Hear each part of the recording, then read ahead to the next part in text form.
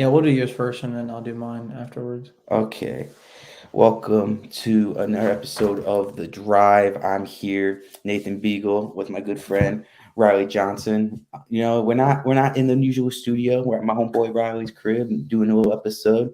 Right after this, we're gonna be doing Johnson's Court, so go check out that. But in the meantime, we're here with The Drive.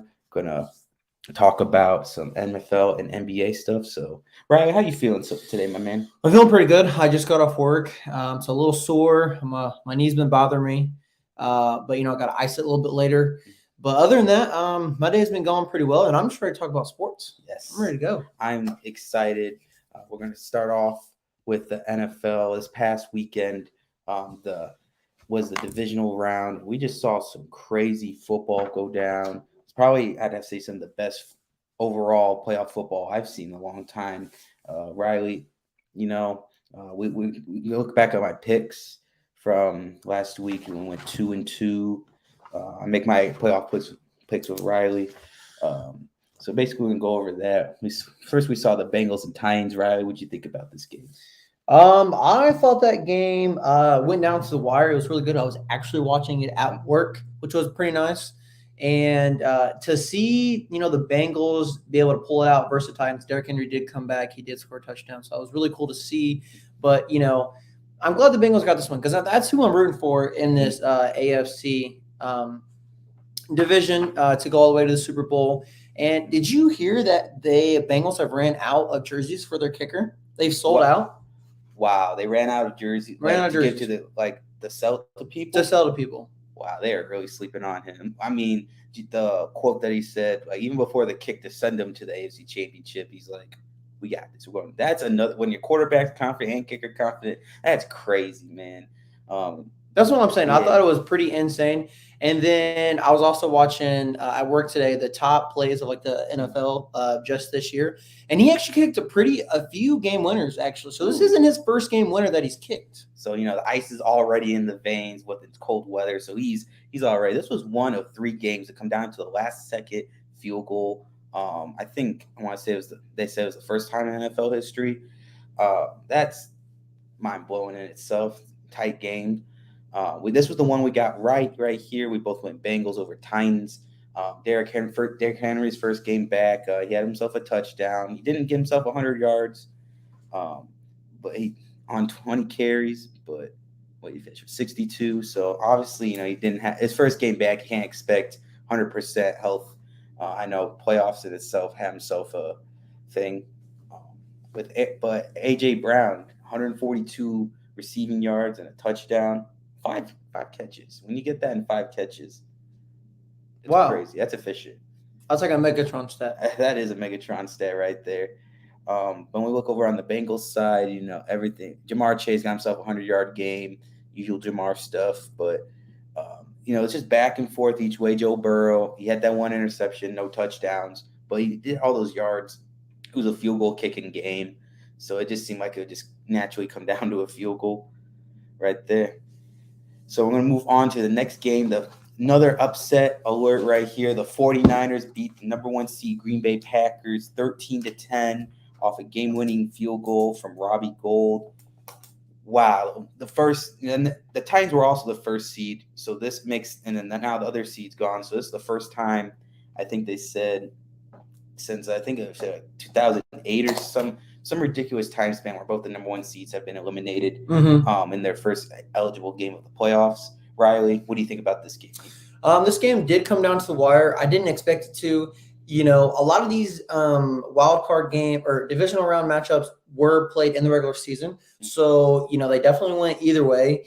But, I just thought the Packers and Aaron Rodgers definitely had a better chance to win this game. Obviously, I know the 49ers were still really good, and obviously they did win here. So they're able to stay in the game. But it did go through Lambeau. It was cold. Aaron Rodgers knows what he's doing. But I guess not, because I saw a stat that, Aaron Rodgers just has not won that many games in the postseason. I think he's 10-10 or 11-10 or something. He's 0-4 against the 49ers. He's 0-4. So to see that kind of stat come up like that, it's what is it about the 49ers that he couldn't get over? What was it? It can't be the fact that he was on the road, because 2 of those were both at Lambeau Field. Just something about the defense always sticking up. It was the kicking and special teams in this game. I don't know. I know Aaron Rodgers himself didn't have himself a game. He had no touchdowns. He had just a smudge over 200 yards, but passing. But there's some throws on there. Just they weren't Aaron Rodgers throws where they're on the dime. Some of them were a couple in traffic. Aaron Jones, on the other hand, he did have some pretty good big plays in the passing yard, but he accumulated for 129. It was 120, 225 yards. 129 yards. Like, that's crazy. He had more as than, a running back, too. That's insane. He had more than Devontae Adams. Devontae Adams had 90 catches as well, but only had 90 yards. I feel like their main focus was on Devontae Adams, which opened up double teaming a lot, bringing a safety down. And, it worked. Shut down the number one receiver and possibly an MVP candidate quarterback. This 49er team has really been probably the biggest talk of the playoffs.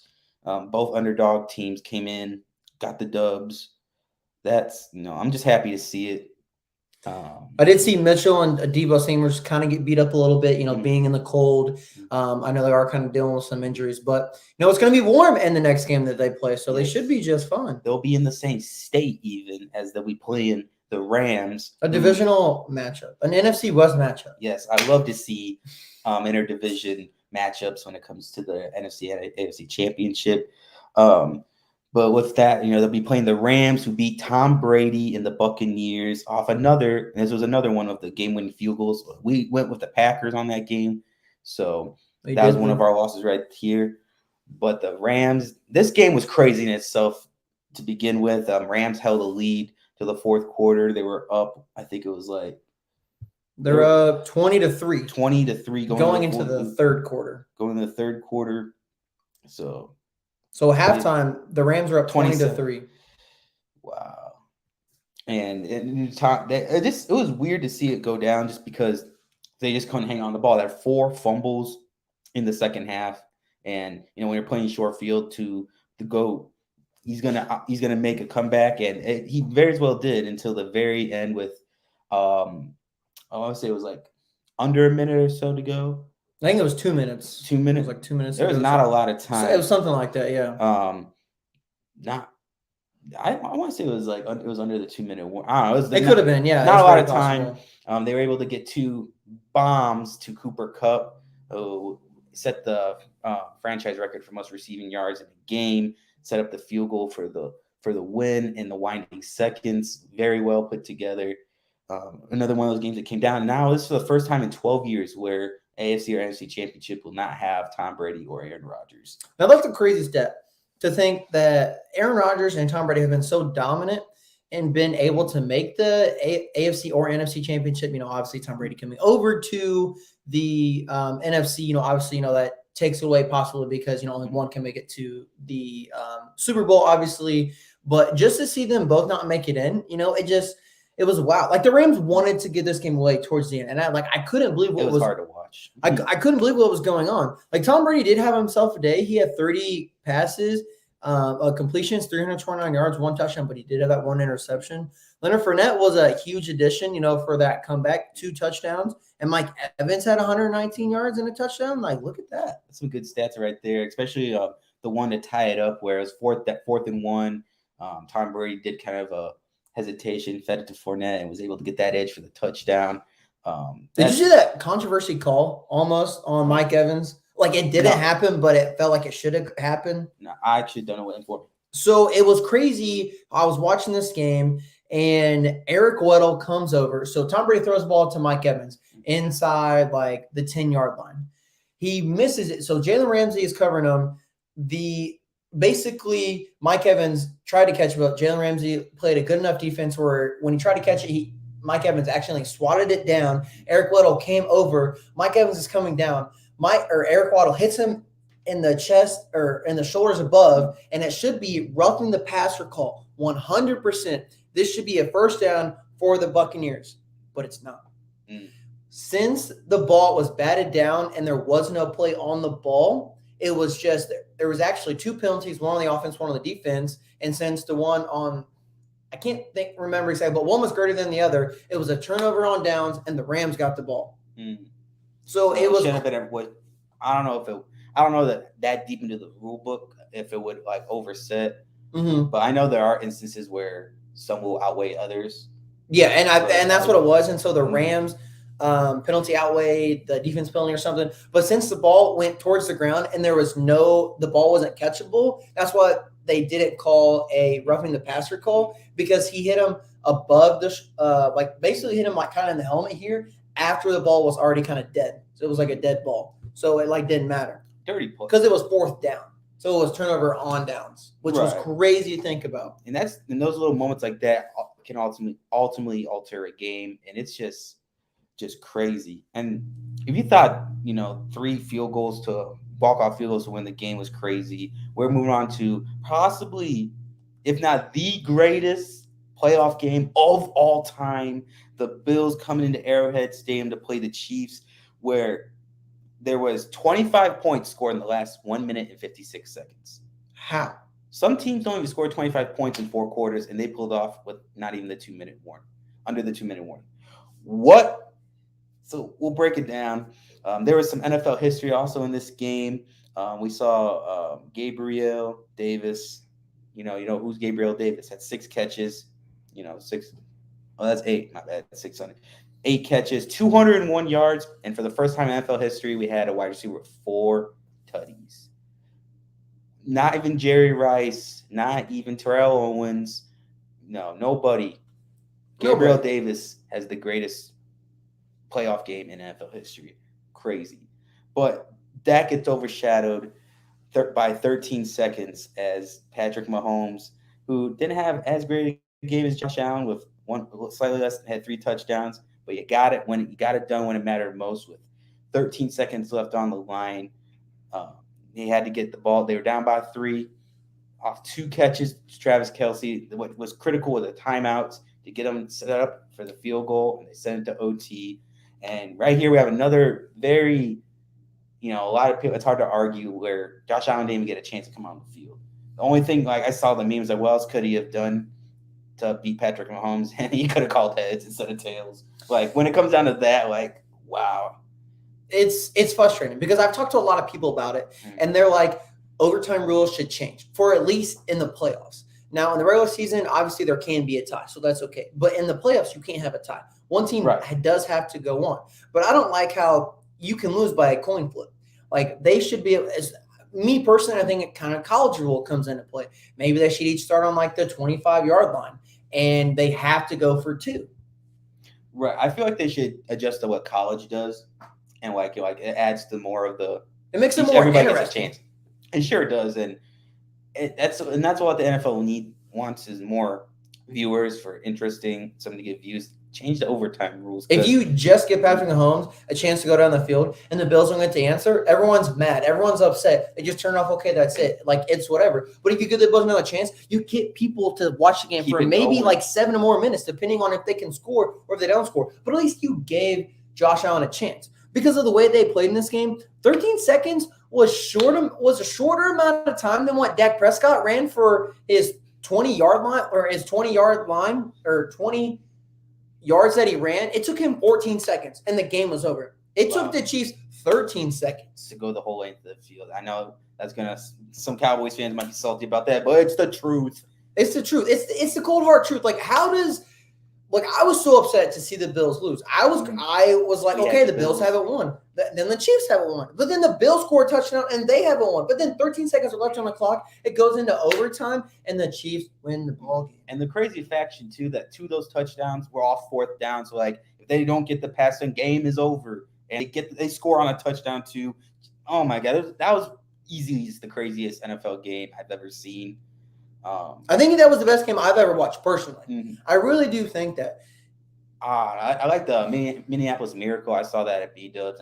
The energy, like, of the whole place erupting, kind of, that was pretty cool to see. But this easily, like, overall, like, this was the most offensively perfect game probably ever. The last 3 minutes of the fourth quarter, I couldn't sit down. I was literally pacing back and forth. Couldn't do it. Oh my God! I was like, woo! I was jumping a little bit.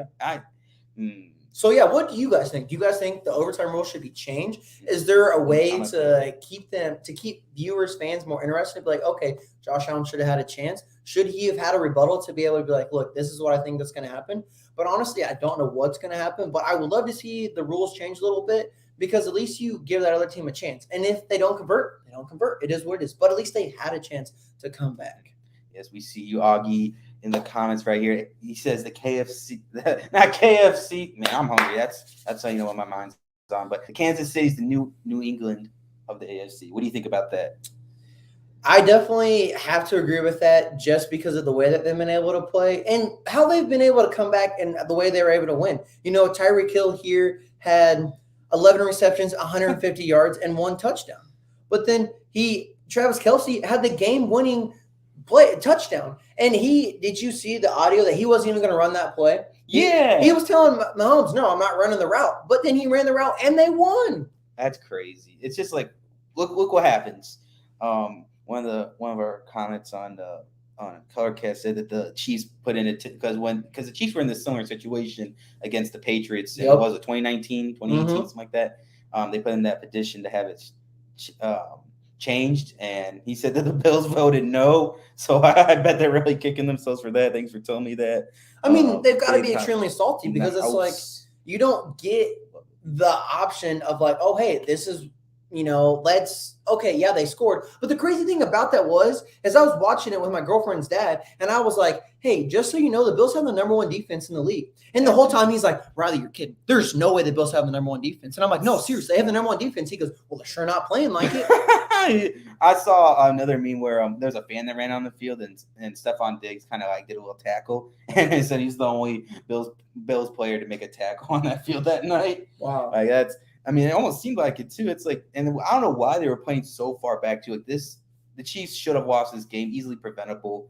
But, that's why you play the game. Miracles happen in the NFL. It's the postseason. And I get it. You don't want to give up that big play. But what Travis Kelce and what they were running is you're running in the middle of the field. You're going to be wide open, and you still have timeouts to call. So what are you honestly really doing at the end of the day? Backing up that far, playing cover 4. Right. That timeouts obviously were very key. I know more times than not when you're in the situation they don't have as many timeouts as the Chiefs do, but, like I said, it happens. But it was one of the most phenomenal games I've ever watched, I've ever seen. And I wonder if you guys think the same thing. But, I just don't want to see that. I just don't want to see the same teams in the playoffs or in the Super Bowl every single year. I agree. I'm always for change in sports. I especially like when teams that don't usually win, like that year when the Jags were good for that 1 year. I was for them. I'm like, yeah, they usually suck, but they're out here playing good. I mean, they were good. They went right back to it, but yeah. So that sets up for our AFC and NFC championship, where we're going to move on and give us our championship weekend predictions right here. Let's get up the little. Yeah, so we got the Bengals going into Kansas City to play the Chiefs, and the 49ers going into LA to play the Rams. The Rams are the first team, I think, in NFL history where the stadium, the home, like their team that owns the stadium or plays in the stadium, is going to host the championship game. And is it a championship game or is it the Super Bowl? No, I thought it was Super Bowl, but it could be the championship game.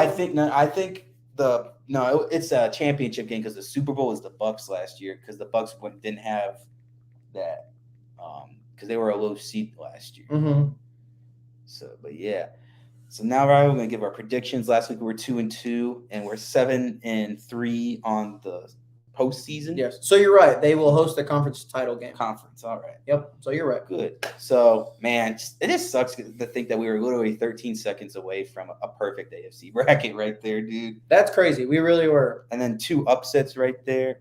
Man, we've been pretty good in this postseason, so hell yeah, dude. Yeah, no, absolutely. And, I don't know if the Chiefs are going to be a loud stadium. The Rams are going to be a loud stadium. But did you see did you see what Joe Burrow said? What? That every stadium he's played in so far in the NFL has not been as loud as college games. That makes sense, because some of them college stadiums are ridiculous. And when you have drunk college kids you have those adults that, drink and go hard, but it's not the same as like a college kid who's on his campus, who's turned from the tailgate and going hard for his team. And when you got a collective of those, oh my God. Exactly. But I think Arrowhead Stadium is one of the loudest stadiums to play in. So I think Joe Burrow's going to have a hard time. And can we also talk about how the Bengals beat the Titans when the Titans sacked Joe Burrow 9 times? 9 times. 9. That's insane. That's a record. That's an NFL record. And here's the thing: they lost too. How can as a defense? That's so frustrating. How do you lose? Because Matt Ryan throws a pick. That's how. You know what Ryan Tannehill did? Started the game with a pick, ended the game with a pick. That's exactly what happened. Before we move on, I want to get the divisional round MVP, which is obviously Patrick Mahomes, because that performance. I wanted to give it to Davis. I was going to give it to Davis. We'll give him an honorable mention. Just if the Bills would have won. If the Bills would have won. Absolutely. And then I like to give my MVP, most disappointing player, and it's going to go to Ryan Tannehill, basically keeping Derrick Henry out of the AFC Championship because of throwing for 3 interceptions. I know Derrick Henry probably could have played a little better, but first game back, giving him all benefit of the doubt. But with that being said, I agree with you there. Patrick Mahomes and also Ryan Tannehill. But what about on the NFC side? NFC, disappointing. I'd have to go Aaron Rodgers. I know the weather condition was kind of tough, but he's used to playing in tough conditions. Yeah. And, he didn't even get a touchdown on the board. Yeah, the kicks stink. But here's the thing about that, especially the blocked punt that returned for a touchdown. That was a 3-and-out off 2 bad Aaron Rodgers passes. If they get a first down on that, or, they're midfield, there's a chance that's not returned for a touchdown. And then the 49ers, it's not tied.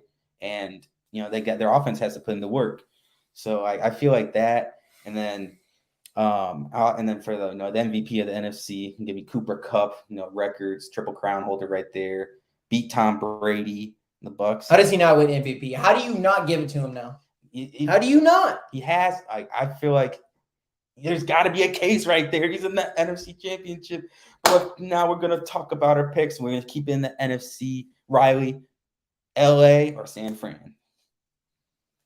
Man, so this, obviously I want to go with LA, and I'm going to go with LA just because I've been a Matthew Stafford hype train always since he got traded from Detroit, and hopefully making a Super Bowl. I would love to see that. They're playing well. Von Miller played pretty well last game. They're playing well. They were able to beat Tom Brady, who has plenty of playoff experience, Super Bowl experience, and knows how to get there. And he almost came back and won. But the 49ers have actually not necessarily squeaked their way by, but they were able to come up clutch in the moments that matter. They beat the Cowboys in the wild card weekend. They beat Aaron Rodgers at home. They've been the away team every single game, and they've been able to come up with the win. If that's not the definition of a great an away team, I don't know what is. And that helps take away the home field advantage for the Rams. This is the first time. This is the first game for Matthew Stafford being on this stage. Jimmy Garoppolo has been on this stage.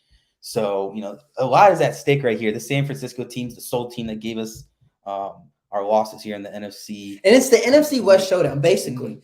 Who's better in that division is what it all comes down to. Should it have been the Cardinals? Probably. Did they play crappy the last 5 games of the season? Absolutely. So they deserve to lose in the first round. But they're playing the 49ers in the NFC Championship. I've got the LA Rams winning, and I'm going to predict the score, and let's see what happens. Let's go 28-17. 28-17.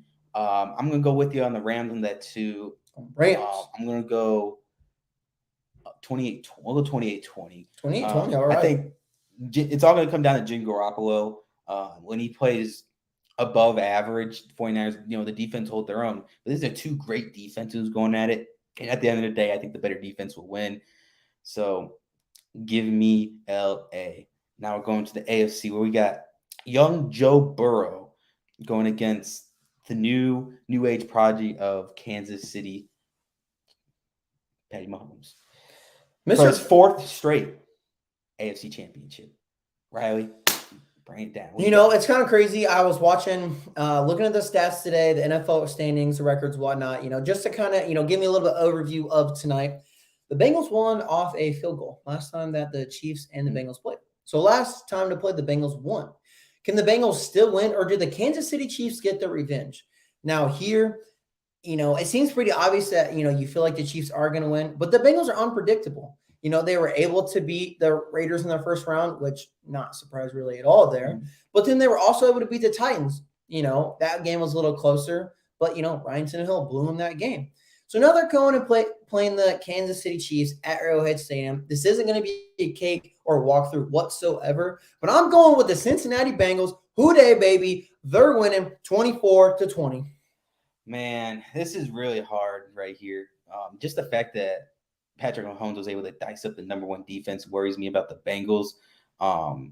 Man, that's what I'm scared of too. That's tough. It's all going to depend on what kind of day Patrick Mahomes having, and it's so weird. Where we have like having the old vet versus the new guy. Well, we can't really call Chief or Mahomes the old guy because he's still relevantly young, but he's definitely not the new guy. So he's a middle-aged veteran. I'd say he's just a star. Yeah. But man, I know on Colorcast way back when the all started, I predicted Rams and Bengals in the Super Bowl. Do I want to give back the same prediction?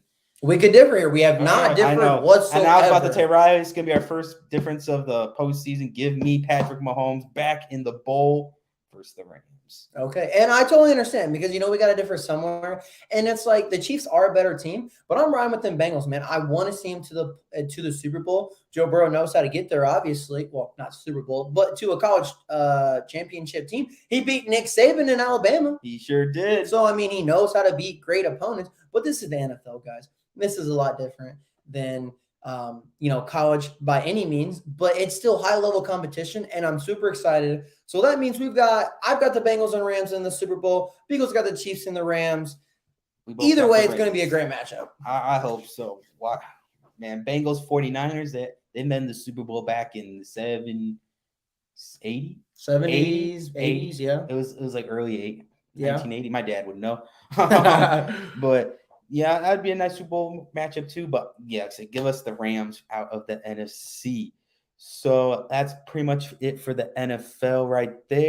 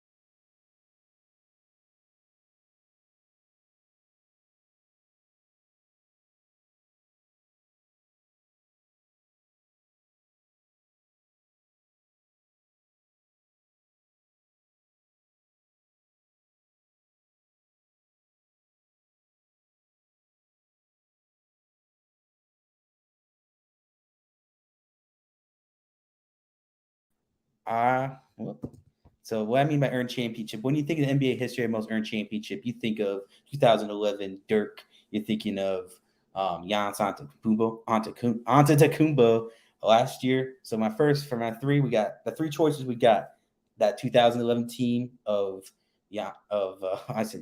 Dallas.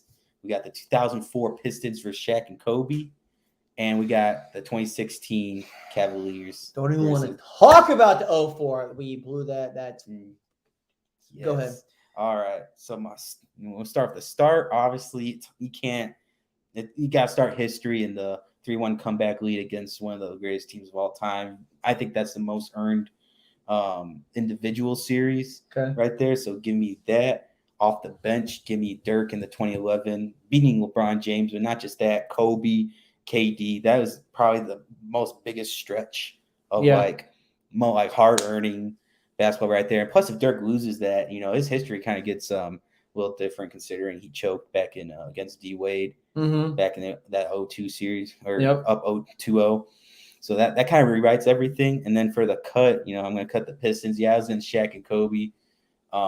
That was a garbage series. Yeah.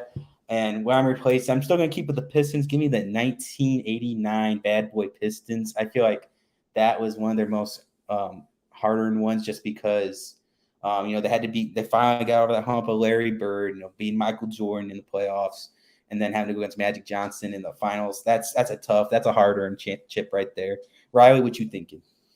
Man, we can already cut the Pistons out of it. 04. Okay, so who you starting? Who you benching between those two chips? I'm gonna start Dirk Nowitzki, the 2011, and the reason I say that is because, like you said, he went through Kobe, he went through Kevin Durant. I think that's the most hard-earned series that there was because he played in Miami Heat. He played in the championship. Big underdogs. They were big underdogs. Jason Terry was second best player on that team. I wouldn't even say Jason Kidd was the second best player, because his career was obviously declining. Tyson Chandler too. You got guys Tyson Chandler, Sean Marion, and LeBron, D Wade, and Chris Bosh should have taken care of that series without a doubt, but they did it. But it is also hard to say. The Cavs coming back from 3-1, beating the 73-9 Warriors team that year was definitely one for the ages. I couldn't believe that did happen, but if that's definitely LeBron's, that's his most hard-earned championship right there. So I'm putting that on my bench, but it definitely could be a starter just like you have it. Could, yes. And then who are you going to trade that 04? What chip do you think was pretty earned? Man, I feel like there's so many that you could pick from. Man, I don't know. You could go with the Bucks this last year because I'd say that's like the most earned chip since Dirk's or since LeBron's, I guess. I think I will go with the Bucks just because they started down 0-2. And, obviously they should have beat them anyways, but I'm going with that one right there. All right. Well, that's all we have for this episode of The Drive. Thank you for all those who tuned in. Check out Reagan's Corner for the newest updates and other podcasts that they got to offer on this channel. Go check out. This will all be uploaded to YouTube. Hopefully in the next couple of days or so. Go check out Johnson's Court on Blue Haze Dreamers site. Yes, sir. Yes, sir. Any closing statements, Riley? I was looking here. What would be the hardest championship to win? And I think I might replace that with the hardest earned one in the is it 97 when they beat the Jazz? Game 6? Or is it 96? 97, because 96 they played the Sonics. Yeah, so the 97. I'm going to take that one because of the shot. Kurt. Because it all comes down to that shot right there. That one right there. Great setup by Michael Jordan right there. So, all right. Thank you to all those who tuned in. We'll be at this next week. Thank you, Riley, for coming on. Thank you for having me. We'll catch you all next time.